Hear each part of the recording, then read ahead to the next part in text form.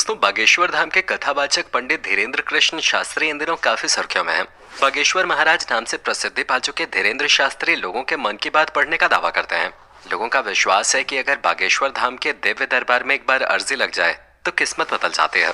महाराज लोगों की समस्या बिना बताए ही पढ़ लेते हैं और फिर उनके मन की बात को बताते हुए कागज पर समस्या का समाधान बताते हुए लिखते हैं कि जल्दी ही आपकी प्रॉब्लम सॉल्व हो जाएगी।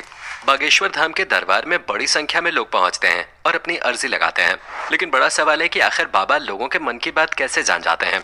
इन चर्चाओं के बीच अब कुछ आलोचक भी सामने आए हैं जो बाबा धीरेन्द्र शास्त्री के चमत्कार करने के दावे पर सवाल उठा रहे हैं। कुछ लोगों ने जहां बाबा को चुनौती दे दी तो कुछ लोगों ने इन्हें पाखंड बताया, लेकिन सबसे दिलचस्प बात यह रही कि धीरेन्द्र शास्त्री जी के दरबार को लेकर अब सियासी बयानबाजी भी शुरू हो गई है।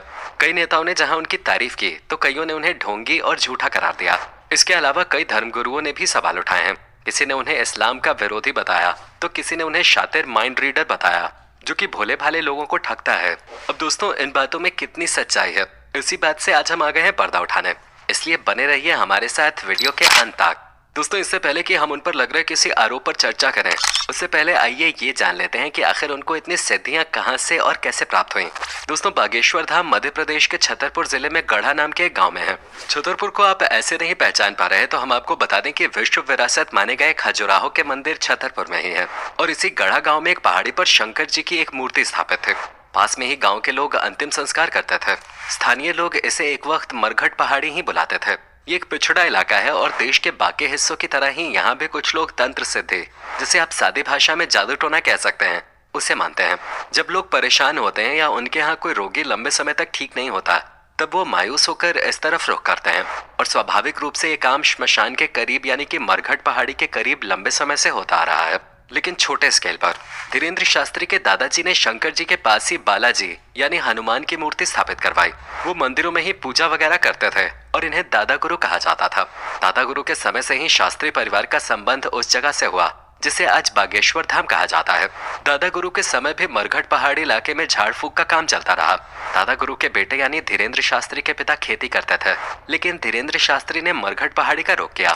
उनकी शिक्षा के बारे में कोई भी स्पष्ट जानकारी मौजूद नहीं है, लेकिन सूत्रों की माने तो कुछ साल पहले धीरेन्द्र शास्त्री छतरपुर आए और उन्होंने एक प्रेस कॉन्फ्रेंस की जिसमें स्थानीय मीडिया को बुलाया गया। यहाँ प्रेस के सामने धीरेन्द्र शास्त्री ने कथित रूप से पत्रकारों से कहा कि हमारा एक सिद्ध स्थान है गढ़ा, यहाँ आकर आप लोग दर्शन कीजिए और चमत्कार देखिए। पत्रकारों ने पूछा कि चमत्कार क्या है, तब जवाब आया कि गढ़ा स्थित पहाड़ी पर शंकर जी के मंदिर में यदि बल्ब लगाया जाए तो फूट जाता है, इसलिए मंदिर में सिर्फ दिए की रोशनी की जाती है, इसलिए लोगों की आस्था है। लेकिन उस वक्त प्रेस ने धीरेन्द्र शास्त्री में ज्यादा दिलचस्पी नहीं ली, क्योंकि वहाँ बाबाओं और उनके चमत्कारों की कहानियां नई नहीं है, इसलिए कथित चमत्कार की छिटपुट रिपोर्टिंग ही हो पाई। लेकिन समय के साथ धीरेन्द्र शास्त्री से ऐसे लोग जुड़े जो उन्हें सोशल मीडिया की दुनिया में लेकर आए। इसके बाद उन्हें मीडिया के रास्ते होने वाले प्रचार की उतनी आवश्यकता नहीं पड़ी। सोशल मीडिया के अलावा धीरेन्द्र शास्त्री की दूसरी ताकत बना टीवी, न्यूज वाला नहीं, धर्म वाला। जी हाँ दोस्तों, एक धार्मिक चैनल ने पिछले 3-4 सालों में धीरेन्द्र शास्त्री के साथ मिलकर बड़ी बड़ी भगवत कथाएं शुरू की। स्थानीय मीडिया के कुछ लोग उन्हें नियमित रूप से कवर करने लगे और सोशल मीडिया तो था ही। इसके बाद धीरेन्द्र शास्त्री के नाम के साथ कथावाचक लगने लगा और वो इस स्पेस में छा गए। आज पहाड़ी पर शिव और हनुमान की मूर्तियां हैं, दर्शन के लिए सारी व्यवस्था है और बालाजी के यहाँ ही लोग नारियल बांधकर अर्जी लगाते हैं। अगर आपको धीरेन्द्र शास्त्री से मिलना हो तो पहाड़ी से नीचे पंचायत का एक भवन है, वहाँ आप इनसे मिल सकते हैं, जो अब अच्छे खासे निर्माण के बाद बागेश्वर धाम बन गया है, जिसके चलते आसपास की जमीनों की कीमत 80 लाख प्रति एकड़ तक पहुंच गई है। और यहाँ जमीन सिर्फ खरीदी ही नहीं जा रही है, आरोप है कि कब्जाई भी जा रही है। इस इल्जाम की पड़ताल के लिए लोकल अखबार के रिपोर्टर ने ग्राउंड रिपोर्टिंग की और उसमें पाया कि आज छतरपुर खजुराहो हाईवे से सटा गढ़ा गांव बागेश्वर धाम के कारण बिजनेस हब बन गया है। रोज हजारों की भीड़ होती है, जो मंगलवार और शनिवार को लाखों में बदल जाती है। इसके चलते दुकानों का 1 महीने का किराया 1.25 लाख रुपए तक पहुंच जाता है। इतना ही नहीं, अब गढ़ा में निजी और सरकारी जमीनों पर भी कब्जे का खेल शुरू हो गया है। सीधा आरोप बागेश्वर धाम सरकार धीरेन्द्र कृष्ण शास्त्री और उनके सेवादारों पर है, लेकिन शास्त्री जी पर लोकल पुलिस में ऐसा कोई भी जबरन जमीन हड़पने का मुकदमा आज तक नहीं दर्ज हुआ है। इसके पीछे भी लोग कहते हैं कि बागेश्वर महाराज के प्रभाव के चलते कोई आवाज उठाने की हिम्मत तक नहीं कर पाता, और तो और लोग खुलकर बोलने से भी डरते हैं। वो कहते हैं कि नेता, मंत्री, कलेक्टर, एसपी से लेकर थानेदार तक जब धीरेन्द्र कृष्ण शास्त्री के चरणों में मत्था टेकते हो तो हमारी कौन सुनेगा। दोस्तों, अब इस रिपोर्ट को साइड कर भी दें तो भी ये सच ही है कि बागेश्वर महाराज की पहुंच बहुत ऊपर तक है। क्योंकि उनके दरबार में एक से एक बड़े नेता और पुलिस अधिकारी आते हैं। तो दोस्तों, अब इस आरोप में कितनी सच्चाई है कि उन्होंने गढ़ा की भूमि हड़पी है कि नहीं, ये तो कहना मुश्किल है, क्योंकि उनके खिलाफ आज तक कोई मुकदमा दायर नहीं हुआ है। चलिए अब चलते हैं बागेश्वर महाराज पर लग रहे दूसरे आरोप पर। दोस्तों, कुछ दिनों पहले धीरेन्द्र शास्त्री का एक वीडियो वायरल हुआ। हम वीडियो आपको नहीं दिखा सकते क्योंकि उनका खुद का यूट्यूब चैनल है और हमें वो कॉपीराइट स्ट्राइक भेज सकते हैं।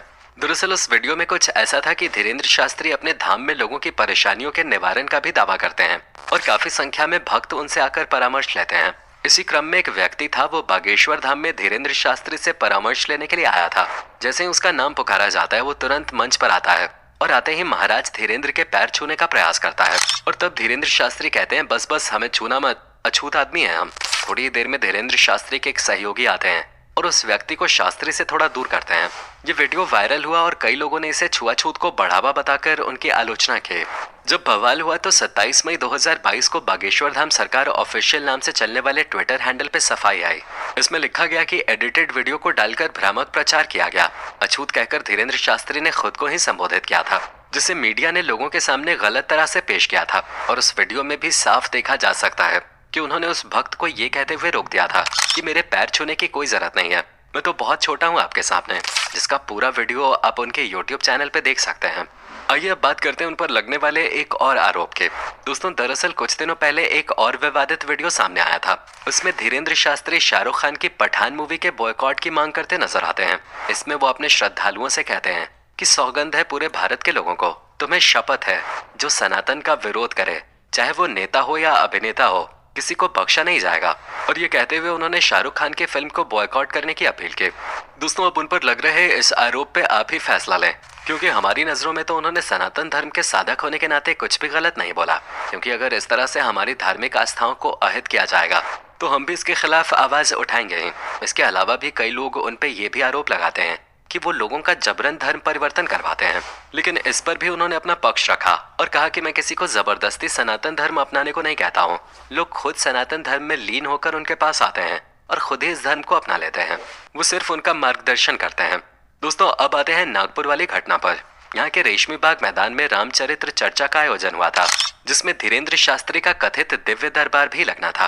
कथा की शुरुआत 5 जनवरी को हुई और इसका समापन 13 जनवरी को होना था। लेकिन 11 जनवरी को इस कथा का अंतिम दिन बता दिया गया और कार्यक्रम समाप्त हो गया। कारण बताया गया कि अंधश्रद्धा उन्मूलन समिति के अध्यक्ष श्याम मानव ने दिव्य दरबार और प्रेत दरबार की आड़ में धीरेन्द्र शास्त्री पर जादू टोना को बढ़ावा देने का आरोप लगा दिया था। अब क्योंकि महाराष्ट्र में जादू टोने के खिलाफ कानून है, जिसे Maharashtra anti superstition and black magic act 2013 कहा जाता है, और अगर कोई इस नियम को तोड़ते हुए या जादू टोटके को फैलाते हुए मिला तो उसे कम से कम 5 साल की जेल हो सकती है।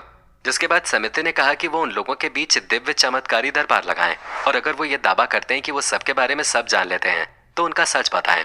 अगर वो उनके बारे में सच सच बता देते हैं तो वो उसे भेंट स्वरूप 30 लाख रुपए देंगे, और अगर वो ऐसा नहीं कर पाते हैं तो उन्हें वहीं की वहीं जेल हो जाएगी। लेकिन उस वक्त धीरेन्द्र शास्त्री जी ने चैलेंज स्वीकार नहीं किया और अपना दरबार 11 जनवरी को ही खत्म कर दिया। जिसके बाद समिति की ओर से ये बात रखी गई कि धीरेन्द्र शास्त्री सिर्फ और सिर्फ भोले भाले लोगों को ठगते हैं। वो सिर्फ एक तरह की माइंड रीडिंग वाली टेक्निक जानते हैं, जिसका फायदा उठाकर वो लोगों के मन की बात जान जाते हैं।